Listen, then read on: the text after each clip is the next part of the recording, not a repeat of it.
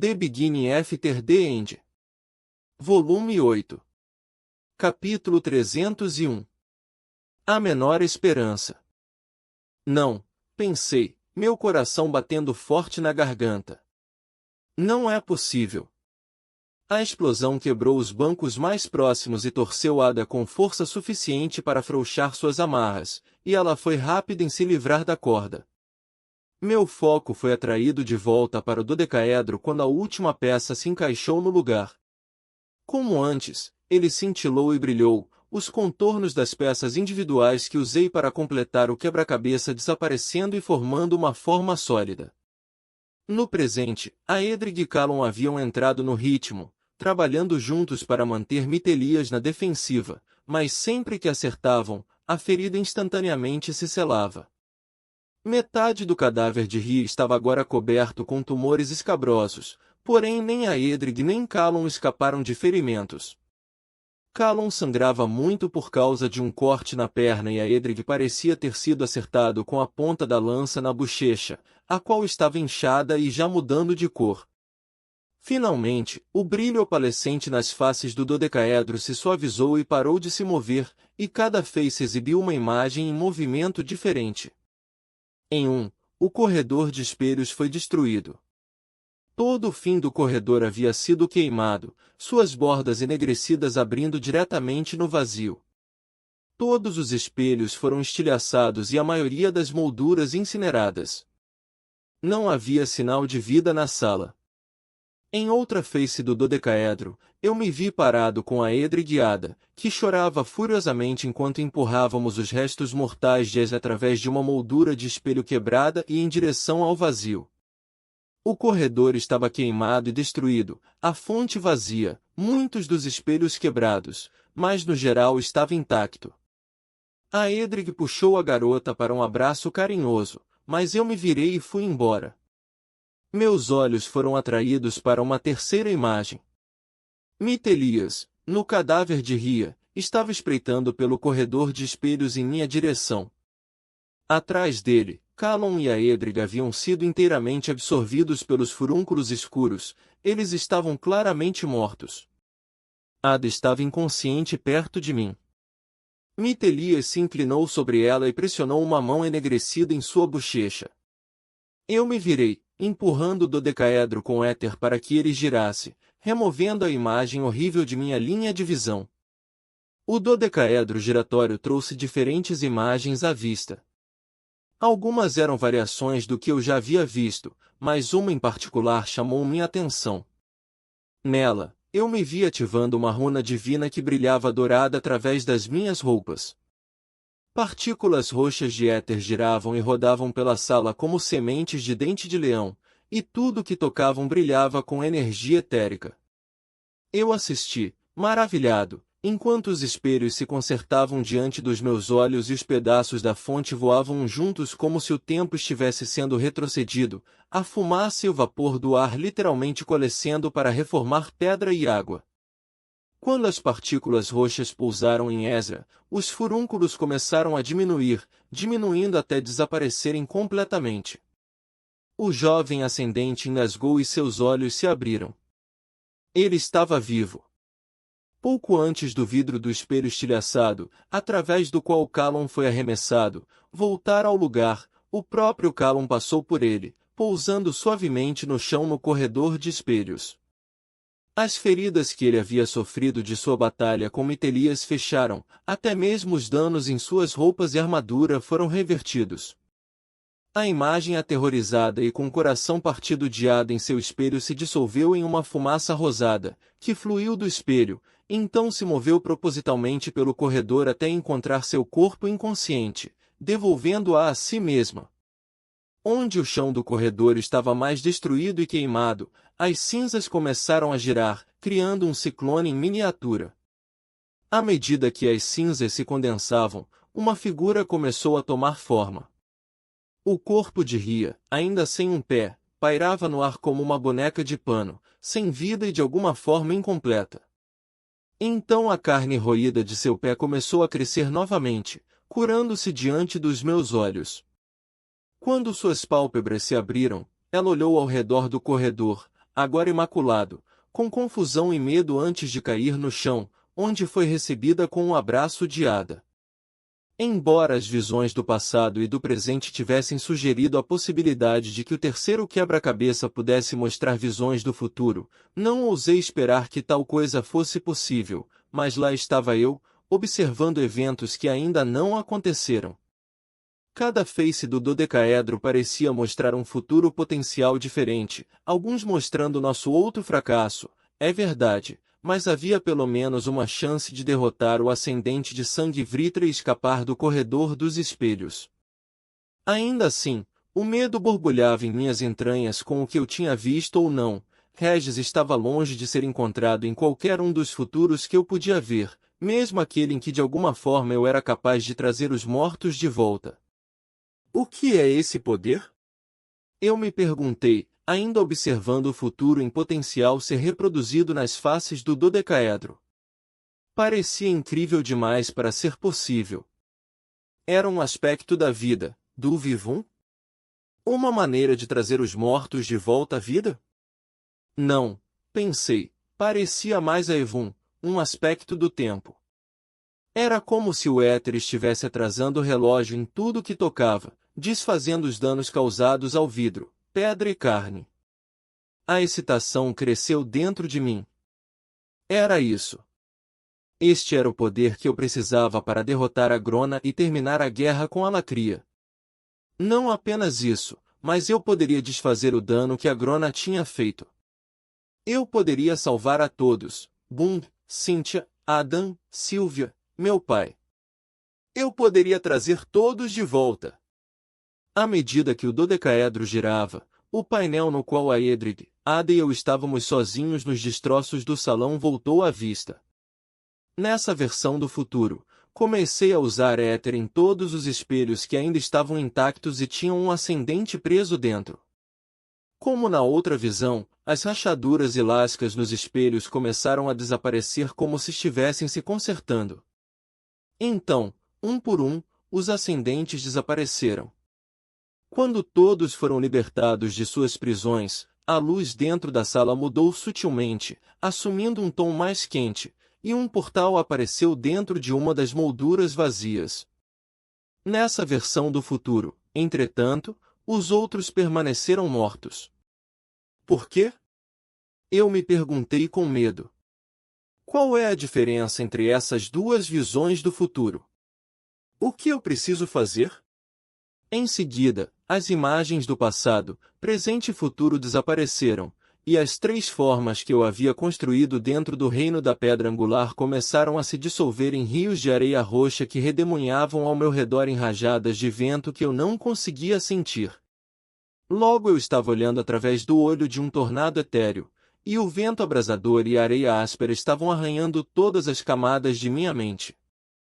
É muito cedo. Eu pensei, o pânico tomando conta de mim. Eu ainda não entendo. A dor e a pressão aumentaram e continuaram crescendo até que eu tivesse certeza de que a tempestade destruiria minha mente, arrancaria minha consciência do meu corpo e a lançaria no vazio. E então, desapareceu. No lugar da dor crua e dilacerante, senti uma sensação de frescor e calma, como se tivesse acabado de sair de um banho frio em um dia quente de verão. Eu abri os olhos. Minha limpeza mental foi tão completa que por apenas um momento esqueci o que estava acontecendo ao meu redor. Arthur! Demorou um pouco para a voz de Regis afundar em minha confusão nebulosa. Vinha do passado, presente ou futuro? Senti como se o próprio tempo não tivesse sentido e me perguntei vagamente se era assim que os ascendentes presos se sentiam em seus espelhos. Os ascendentes presos. O pensamento me incomodou. Eu os tinha visto na visão do futuro, ou isso era o presente agora? E então havia o ascendente de sangue Vritra, Mitelias. Ele havia escapado, ou ele escaparia? Eu não conseguia ver a diferença. A sala tremeu quando, do outro lado da fonte, Calum lançou seu feitiço de energia voltaica, a energia em arco atingindo Mitelias de vários ângulos ao mesmo tempo, quase queimando o corpo de Ria em cinzas e gravando imagens residuais irregulares e ardentes em minha retina. Pisquei rapidamente, uma sensação arrepiante de que deveria estar fazendo algo para superar a confusão. Callum saltou em Mitelias, tentando usar as consequências de seu ataque catastrófico para enfiar sua lança em chamas no coração do ascendente de sangue Vritra. No mesmo momento, Aedrig cortou baixo, com o objetivo de arrancar a perna de Mitelias no joelho. Ele estava pronto para eles. A carne ao redor de seu joelho borbulhou para fora e então endureceu, prendendo a espada de Aedrig em um nó de tecido preto nodoso. Nas mãos de Mitelias, a lança de Ezra balançou com a força de um ariete, pegando Callum no ar e batendo nele como um inseto. Um choque de adrenalina me atingiu como um raio enquanto eu observava Callum voar para o lado, atingir a moldura de um dos espelhos e girar para o vazio. Ele se foi. O rosto de Ria olhou com desprezo para Aedrig. Como se vocês, escórias inferiores, pudessem realmente lutar contra mim. As palavras escaparam de seus lábios rígidos e enegrecidos, soando totalmente diferentes de Ria. Vocês nem conseguem entender a honra que lhes dou. No meu tempo, apenas os maiores guerreiros morreram pelas minhas mãos. Arthur! Regis gritou novamente em minha cabeça. Ele estava dentro de mim, eu percebi. Eu podia sentir sua presença debilitada, sua mente, seu pânico selvagem. E eu podia sentir a runa da destruição furiosa como um incêndio, implorando para ser liberada e queimando o resto da minha confusão e incerteza. Diante de mim, Mitelias casualmente se abaixou em direção a Aedrig, que tentou se jogar para trás, mas escorregou no sangue e atingiu o chão com um grunhido. Em seu mérito, o ascendente veterano parecia calmo mesmo em face da morte certa. Enquanto os dedos brancos rechonchudos e inchados alcançavam meu amigo, eu levantei minha própria mão e convoquei a chama violeta. A cabeça de Mitelias girou quando ele sentiu meu poder e, com velocidade surpreendente, ele engatilhou a lança para trás e a lançou como um míssil apontado diretamente para minha garganta. A lança pareceu diminuir a velocidade até parecer que estava suspensa no ar. O rosto morto de Ria estava contorcido em um rosnado odioso, imóvel como uma pintura. Aedrig estava deitado de costas aos pés de Mitelias, com um braço levantado para repelir o golpe que havia sido desviado em minha direção. Sem ter intenção de procurar por ela, vi a rede de vibrações etéricas entre Mitelias e eu. Tudo o que tive que fazer foi focar nela e ativar minha runa, e fui capaz de passar pelas vibrações com God Step, aparecendo entre Aedrig e Mitelias, o poder da destruição ainda em minhas mãos. O mundo balançou em movimento novamente, e observei enquanto a lança voava para longe. Os olhos de Mitelias se arregalaram de surpresa, ainda focados onde eu estava apenas um momento atrás, antes de girar com a velocidade de uma navalha Grimalkin, sua mão empurrando em minha direção como a ponta de uma adaga envenenada. Mas não foi rápido o suficiente. Queime!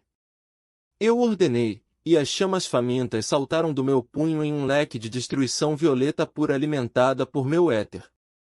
A destruição envolveu o corpo de Ria, lançando Mitelias aos gritos em suas costas.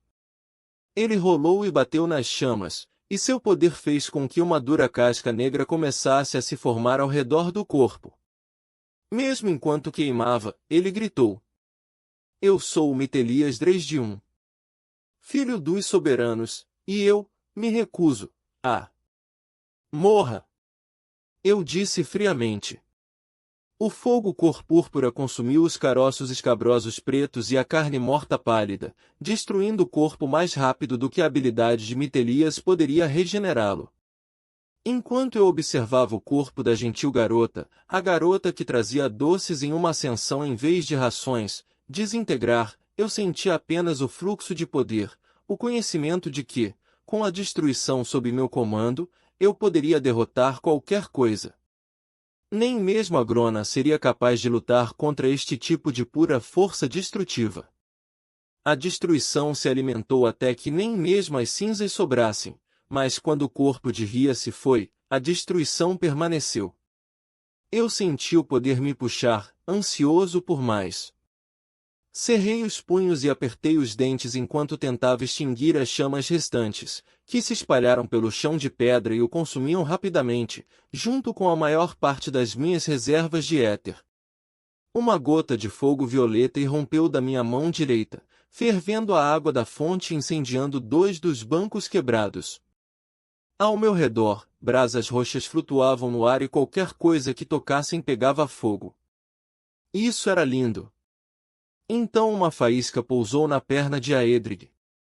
Ele iria queimar, eu sabia, como todo o resto. Calon, Ezra, Ria, Ada. Aedrig. Todos foram danos colaterais, mas suas vidas foram o preço que tive de pagar para chegar até aqui. Não. Isso estava errado, eu sabia. Isso é a destruição falando, não eu.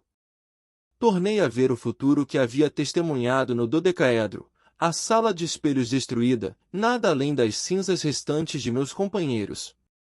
Isso era o que aconteceria se eu não pudesse controlar a destruição. No final, isso consumiria tudo. Até a mim. Sentindo o controle fugindo de mim, sabendo que Aedric seria incinerado em instantes se eu não fizesse algo, gritei por Regis. Temos que exaurir nossas reservas de éter. Por completo. Gauntlefforme. Agora. Regis não hesitou. Quando ele estava na minha mão direita, eu a estendi, apontando para um dos muitos espelhos quebrados e longe de Aedric, que gritava meu nome, implorando por ajuda. Com o Regis em minha mão para sugar meu éter, virei a destruição naquela direção e empurrei. Fogo púrpura saiu de mim como um inferno, derramando-se na escuridão onde não havia nada para consumir. Mais e mais energia destrutiva fluía de mim. Queimei tudo, até o último suspiro de éter em meu corpo. E quando eu estava tão seco e vazio como um crânio descorado pelo sol, o resto do fogo tremeluziu e morreu, incapaz de extrair algo da runa de Regis. Minha cabeça girou, mas deixei escapar um suspiro de alívio quando vi a Aedric de pé, sua armadura chamuscada, mas parecendo intacta. Então meus joelhos dobraram e o mundo ficou escuro.